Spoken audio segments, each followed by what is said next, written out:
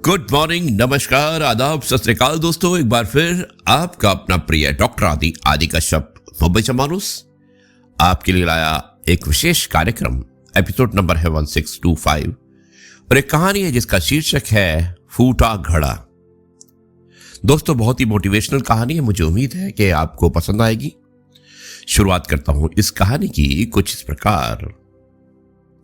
दोस्तों, एक बार बहुत समय पहले की बात है कि किसी गांव में एक किसान रहता था और उसके पास 2 घड़े थे। वो रोज उन घड़ों में पानी भरने के लिए झरने पर जाता और दोनों ही घड़ों में पानी भरकर अपने घर तक पहुंचता।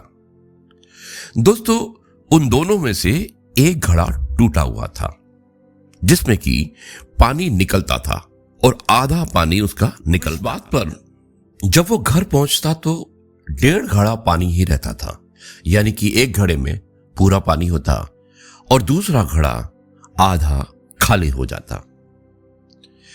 इस बात पर जिस घड़े में पूरा पानी रहता था उसे बड़ी खुशी थी और बहुत गर्व और बहुत घमंड भी।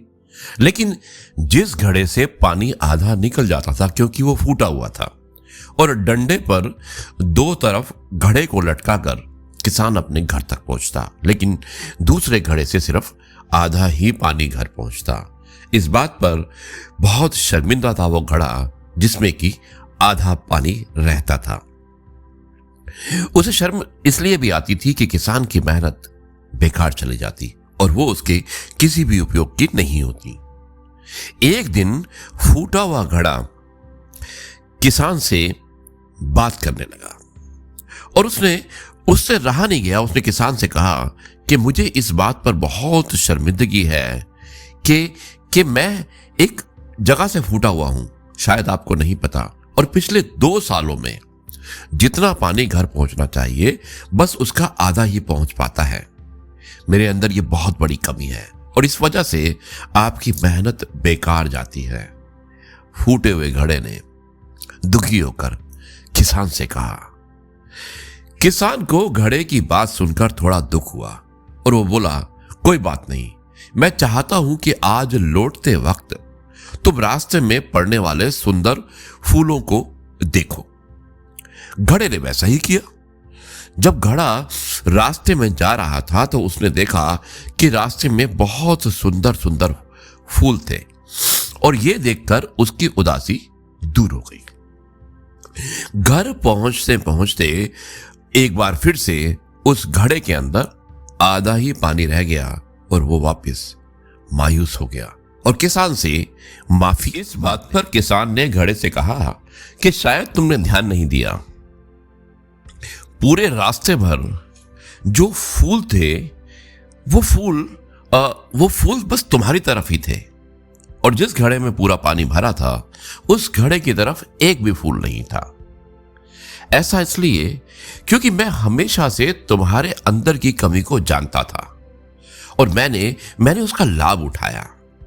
मैंने तुम्हारी तरफ वाले रास्ते पर रंग बिरंगे फूलों के बीज बो दिए। तुम रोज थोड़ा थोड़ा करके उन्हें सींचते रहे और पूरे रास्ते को इतना खूबसूरत बना दिया कि आज तुम्हारी वजह से मैं इन फूलों को भगवान को अर्पित कर पाता हूं और अपना घर सुंदर बना पाता हूं। तुम ही सोचो कि अगर तुम जैसे हो वैसे ही होते तो भला क्या मैं ये सब कुछ कर पाता। दोस्तों, यही बात हमें ध्यान रखनी चाहिए क्योंकि हम सभी के अंदर कुछ ना कुछ कमी होती है।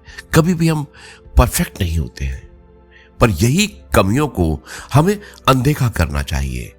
उस किसान की तरह हमें भी हर किसी को वो जैसा है वैसा ही स्वीकारना चाहिए, ना कि उसकी कमियां निकाल कर बतानी चाहिए और उसकी अच्छाई की तरफ ध्यान देना चाहिए। और जब हम ऐसा करेंगे तब फूटा घड़ा एक अच्छे घड़े से भी मूल्यवान हो जाएगा, क्योंकि कमी तो कोई भी निकाल सकता है। इसलिए अपनी सोच को बदलिए, सोच को पॉजिटिव बनाइए, नेगेटिविटी को अपने से दूर रखिए। देखिए, दुनिया बहुत खूबसूरत है। यही था मैसेज आज की इस कहानी का। अब मैं इस कार्यक्रम को यहीं पर समाप्त करता हूं और कल आपसे एक बार फिर से मुलाकात करूंगा कुछ नई बातों के साथ। तब तक के लिए कहता हूं जय गुरु जी, शुक्राना।